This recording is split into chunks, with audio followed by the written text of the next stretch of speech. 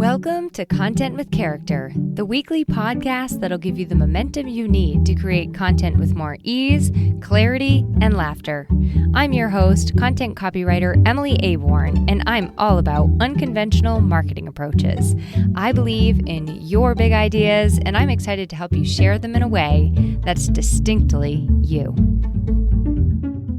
Thanks to my friend Alicia Galati of the Listeners to Leads podcast, I recently discovered the platform Podmatch, and I have been having so much fun over on Podmatch, collaborating with other podcasters, being a guest on their show, and I have a lot to talk about in that area. So next month, we're actually going to do 2 episodes solely focused on podcast collaborations. But this week, we are just going to talk about collaborations in general. And as we often do, we're going to start with a little bit of a story time here on the Content with Character podcast. So we'll jump right into story time. Then I'll introduce myself and kind of set the stage for where we're going today. I was recently taking a walk with some fellow entrepreneurs, fellow business owners, and I asked them what was one thing that they wish that they had known before starting their business. If you remember, I asked this question, a couple weeks ago, because TJ Burr of the Yet podcast asked me this question when I was a guest on his show, and I thought it was a fantastic question. So I took it to my walking group. One woman shared that her answer was like she wished she had known some of the ways that she could structure her business so that it was on a it brought in recurring income. Now, I shared that one of the things I wish is that I wish I had come to the realization of what I really wanted to be doing sooner, without needing to do all the things and waffle around so much. And I also wish that I started this podcast way sooner. Another woman who just recently started her business, she said, you know what? I don't know yet because I don't know what I don't know. And so when she answered that, I was like, oh yeah, I guess if I was just starting my business, I wouldn't really have anything I wish I'd known because I don't know what I don't know. So I asked her instead, well, what do you wish that you could know right now? Or what do you kind of want to learn more about right now? And I'll say this, her answer surprised me.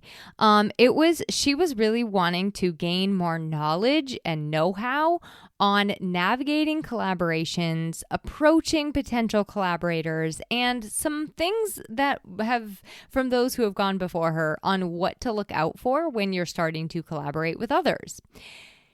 This topic, it's one that I love. It is so near and dear to my heart. And so I think that's why it surprised me that somebody else was interested in it. So I did get a little giddy when she asked this. And if you haven't listened to some of my past episodes on collaborations, I'll make sure I include some of those links in the show notes for you. But I have talked about it before, and I wanted to take a little bit of a different approach than I usually do on the topic. And I thought today we would spend some time just talking about what could a collaboration look like, and then just some very short, simple, sweet reminders in the area of collaborations. I'll also share a new resource I found for you on collaborations. I just discovered this recently, and I'm over the moon about it. And what I really want to do is to inspire you to start envisioning and to start thinking about how you might like to expand into the area of collaborations or expand your existing collaborations as we head into the fall and beyond, as we head into the new year eventually. Don't want to get ahead of ourselves, but that's where we're going. So this is going to kind of set the stage for us for the next 2 weeks, which I said are going to be focused on podcast guesting and also hosting. Those are really great forms of collaborations. And I want to give you some ideas for no matter which side of the mic that you're sitting on, kind of like how to be a better collaborator in those 2 areas. And maybe there's one of those sides of the mic that you want to be sitting on a little bit more often, right? So we'll get you some ideas on that too. In case you are new here, or in case it's been a while, I just want to quickly introduce myself. I'm Emily Aborn. I'm a copywriter. I'm the podcast host of this podcast, as you probably guessed by now. And if this is your first time listening, I just want to give you a big old personal confetti fanfare and welcome you to the Content with Character podcast. On this show, I talk about marketing, visibility, content creation, collaboration, all kinds of out-of-the-box ideas. And here's the thing. I love talking about things that have to do with being a human being running a business and the things that get in the way of momentum we're trying to get in our marketing and beyond, because we are people running businesses and there are lots of other things going on beneath the surface when we're having marketing issues. And so we kind of get into some of those too. And I think it's a lot of fun. I hope you stick around if it is your first time listening, and I hope you come back next week if you're here every week. All right. On that vein, I have to take a quick sappy moment and tell you how much joy it brings me and how happy I am that we do get to spend this time together every week. I don't take it lightly that you are here with me. I always want to be able to give you a really good experience, lots of value, lots of insight. And I really hope that you stay a good long time and tell your friends. It means the world. So if you want to connect, I love hearing from you. Those of you who do connect with me know that I love hearing from you.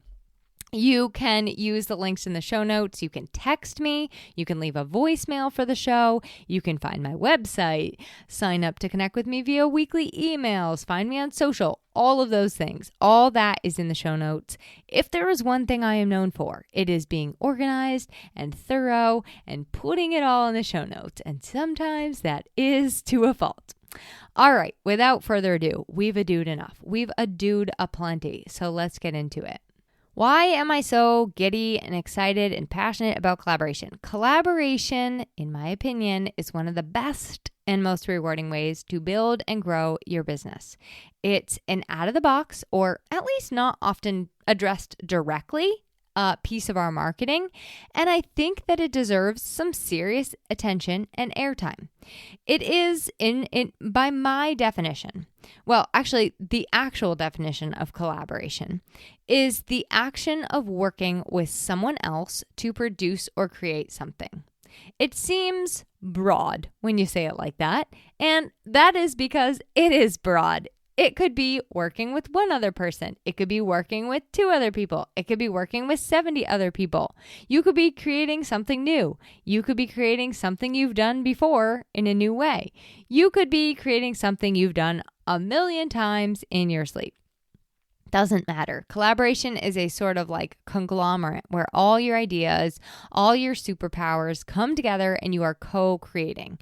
And when that happens, whatever it is that you're creating, I believe gets more momentum. It goes further, faster, gets spread wider than what you could have or would have created on your own.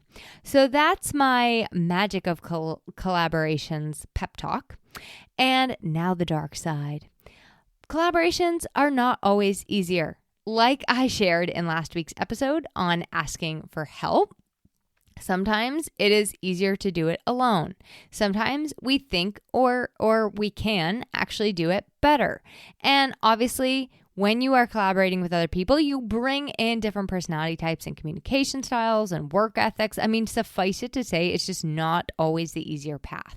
But I do think that collaborating with the right people is very worthwhile. It is worthwhile to forge good collaborations with people who are aligned with you. When you collaborate with other people, you're bringing in new perspectives and viewpoints. You're bringing in new areas of expertise. You're expanding your network, creating new relationships, learning a lot, making lasting friendships, increasing your credibility.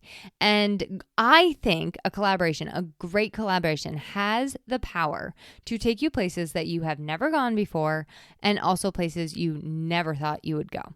So, let's get tangible, okay? Let's get tangible. What are some of the actual ways a collaboration might show up, or what a collaboration could look like? I talk often on the importance of collaboration and all the benefits, but what are some actual collaborations? Where do you find them? How do you choose? So one that I'm going to deep dive into next week, and we're going to talk about how to find them, and the week after, is podcasting. Podcasting, I love thee. Let me count thy ways. I love podcasting. I'm sure that comes as no surprise. I love podcast guesting as a collaboration. I love hosting and having others on as a collaboration. I used to have a guest podcast where I would do that. I love the concept of starting a podcast with somebody else. Sometimes there are opportunities to be on panel discussions as podcast guest. Going on somebody else's guest as a co-host. And here's one that you might not have actually even thought of. Connecting people to podcasting opportunities and introducing hosts to guests or guests to hosts. That is a form of collaboration. So those are kind of like what I came up with on podcast collaborating. I bet you can think of more. I bet there's still more. Another example of collaboration and how it could show up is events. Now, obviously, the ideas here are endless. The only limit is yours and your collaborators' imaginations and goals and desires and who you're doing this for.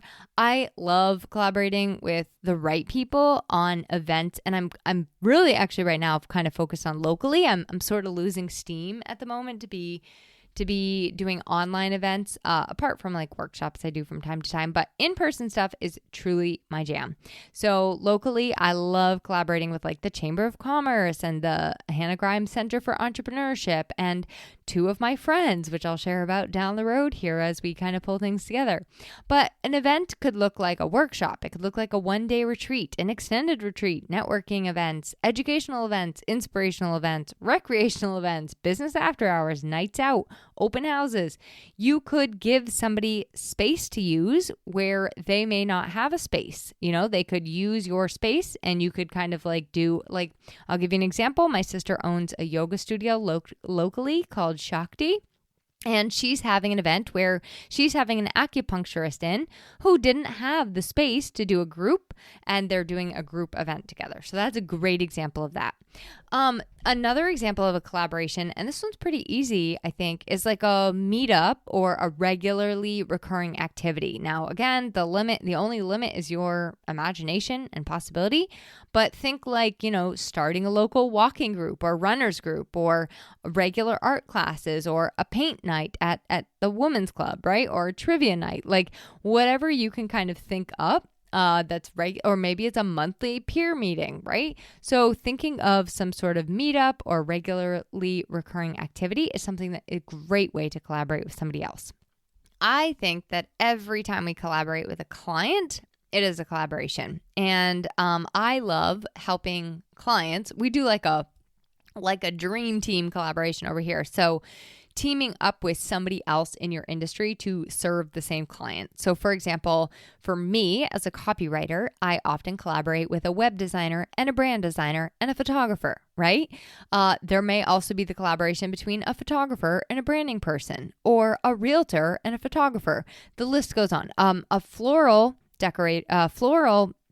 person and a wedding planner, right? The list just goes on and on and on. So teaming up with somebody in your industry to create something, whether it be as simple as a blog or it be actually providing the services for a client, that's a great way to collaborate. And then there's more online kind of opportunities like summits and workshops and social media swaps. I think that one thing I've recently started doing is giving a client like a collaboration of the week and just giving a client who I've recently worked on a little shout out. It does not need to be complicated, right? It does not need to be complicated. It doesn't need to be a full-blown event. It could be, like I said, guest blogging or featuring someone in your newsletter, shouting somebody out in a podcast. You hear me do that a lot. Sharing a social media post about somebody to share about their business. These are all considered, in my opinion, collaborations. And some of them are even more powerful and impactful than like creating an event together. Because here's what you're doing. When you're collaborating in that way, you're doing what I love about collaborations, which is like giving. And when you do it in this way, you're not even giving to get anything in return. You're just giving to lift somebody else up. Like I want to share about what my friends and colleagues are doing in their business. And so I want to shout them out. So those are just little ways, and clients. I like to shout out my clients because they're up to some amazing work. So those are just some ideas to get you started. And I won't get into all the details about like how to do every single one of those or the specifics and the ins and outs, because realistically, I feel like every single one of those categories could probably be their own podcast. But here is sort of an invitation for you, okay? If one of those jumped out at you, and if you're like, ooh, I actually would like to talk about that type of collaboration just a little bit more, just send me a message. I answer personally to every single message I get, whether it be a messenger pigeon, a voicemail, texting the show, finding me on social media, emailing me. I don't care how you do it, but I do want to know what you are kind of wondering about or dreaming up, and if you need any sort of like advice or insight from somebody who's done a lot of these kinds of collaborations. So we're going to transition now into just some super short and sweet reminders around collaborations, which I think are helpful no matter whether you're just getting started in the world of collaborations or whether collaborating is totally old hat to you. Like, these are things we need to remind ourselves of time and time again. I've got 5 of them for you, and we're going to fly. So buckle up. Just kidding.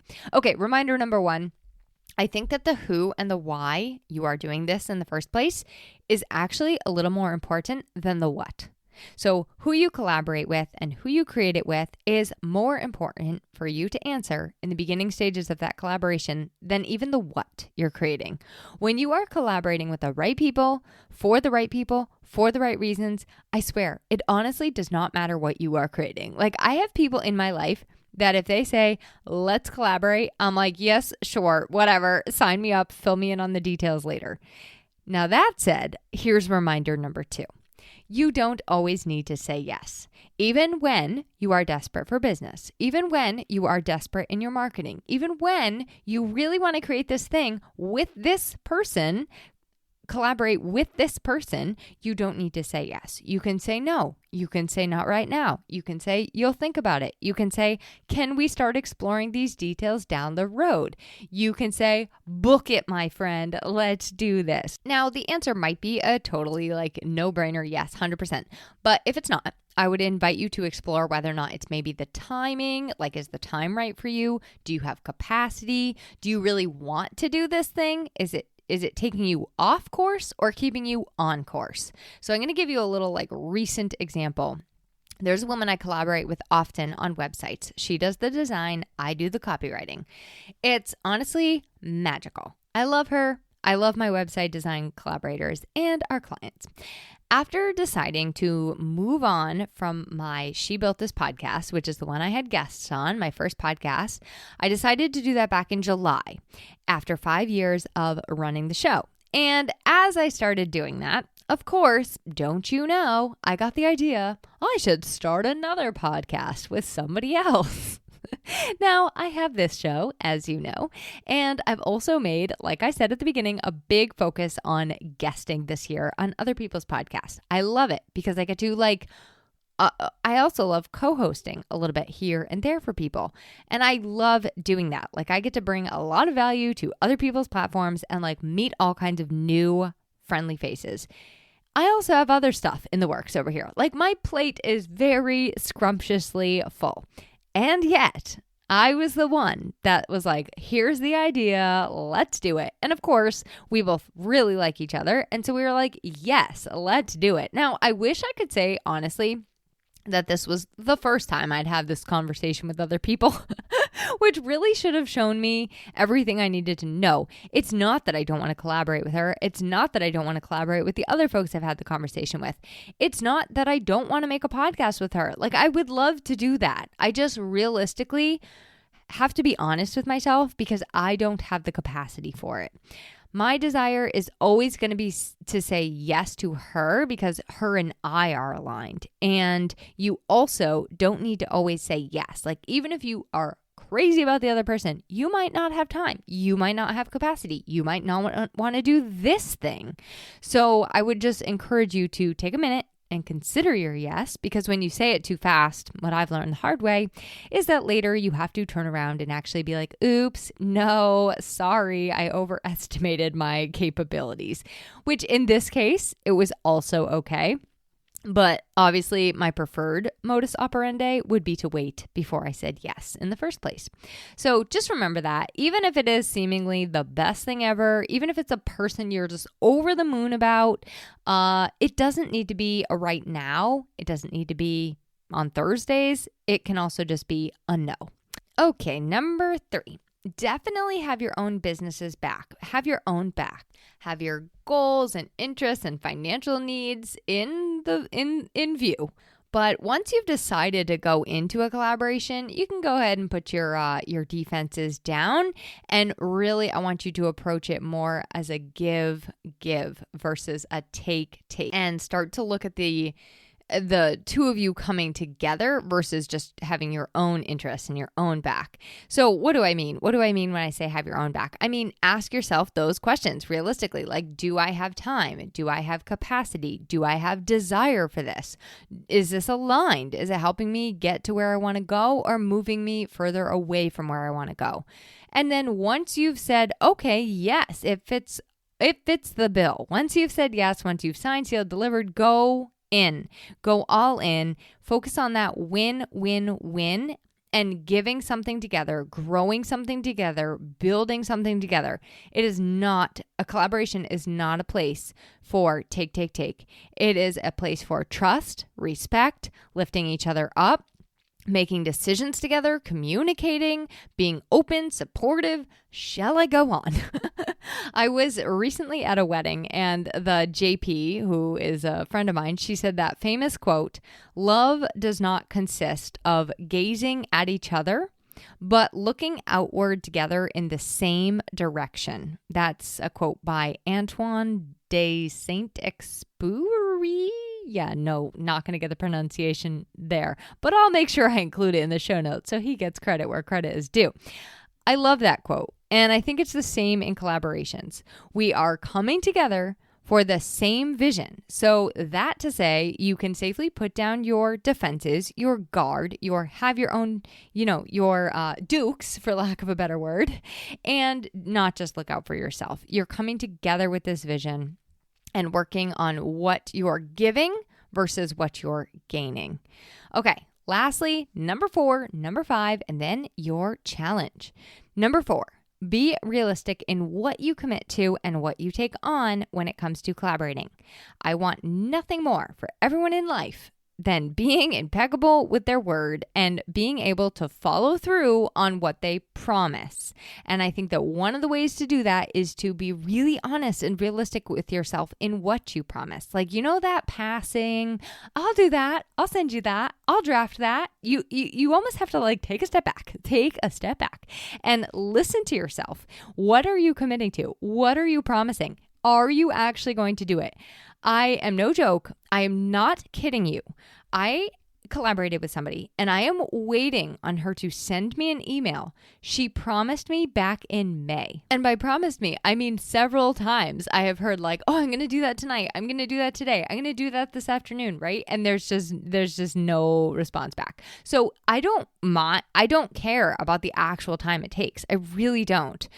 But if you're going to say it, do it. Follow through on your word. And in order to do that, you have to be realistic about what you're committing to and what you're taking on when you're in a collaboration. If you can't do it, if you said you could do it and now something has changed and you can no longer do it, be upfront and honest about that. Last one, reminder number 5, trial and error. It's all an experiment. You can start small and experiment. You will learn a lot from trial and error. You learn a lot about yourself. You learn a lot about other people. I did this recently with a website design company. Not a website designer, but a company, an agency that I was considering freelancing for. So we trial and errored it and experimented with a kind of small commitment at first. And I had enough information that I did not want to go further in that collaboration. So you can do the same. You can try a little bit. You can trial and error. You could do a Facebook or Instagram live before having somebody on your show. Before starting a podcast together, you could do little small ways to test it out. You could guest on somebody else's podcast before starting one of your own. There are a lot of great ways to consider starting small and giving it a trial and error period. You learn a lot and you start to understand more about yourself and also potential collaborators. I think trial and error by nature helps you to learn from your mistakes and also start to really trust your gut a little bit more. So, okay, that's it, just 5. Let's wrap those up and then I'll give you your challenge. The 5 are the who and why is more important than the what. You don't always need to say yes.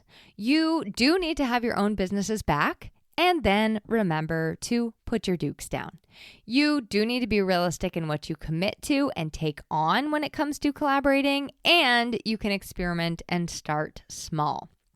So, first off, for your challenge, I would like you to sit down and think of or write a list about which collaborations kind of sound fun to you, which ones feel like they're just fun, and then maybe looking at like, well, what would make a good fit for my business? Then maybe you're able to actually put a few names down next to those ideas. Like, who are a couple people you could actually see yourself collaborating with someday in the near future? Maybe from there, you even take it a step further and you start brainstorming ideas. You're like, okay, I'm going to actually present this person with this collaboration idea. You can also just let it percolate, leave it there. You could talk to them about whether or not they're even interested in collaborating with you. You could come up with an idea together. I would love for you to, this week, collaborate or experiment with a small collaboration. So here are just like a couple ideas for you. And of course, I gave you a whole bunch of ideas at the beginning. Obviously, choose something you have capacity for. But here's just like some super simple collaborations you could do this week. Sharing a podcast episode of somebody else's or talking about them on your podcast. Shouting someone out in your newsletter or on social. Doing a live with somebody, reaching out to a potential host or guest to collaborate with them, putting feelers out to maybe co-host an event with somebody, see if someone is interested in having you as a guest blogger, or maybe having you write a blog for them, or vice versa, them write a blog for you. Sorry. Got word tied. Having somebody record something for you and like maybe you get to share it to your YouTube channel. Like maybe it's like a meditation or a yoga practice or something like that, and it's relevant to what you're doing. You could share it to your YouTube channel for them. So maybe you've got other ideas just by listening to this. And if you do, I would love to hear what they are. Please share with me what you choose, if you choose. And I obviously just would love to hear what you came up with regardless and if you took action. So next week, we're going to go more into depth on specifically podcast guesting. I want to share some new things I've been learning in the world of podcast guesting, and also give you some ideas on really how to get started in this way. So I will chat with you then. Thanks for listening to this week's episode of Content with Character. If you loved the episode, please make sure to subscribe to the podcast, rate, review, and share it with someone else you know it could help. For more content and visibility tips, visit my blog at emilyaborn.com, and be sure to connect with me on Instagram at emilyaborn. I'd love to hear how this inspired you to take action.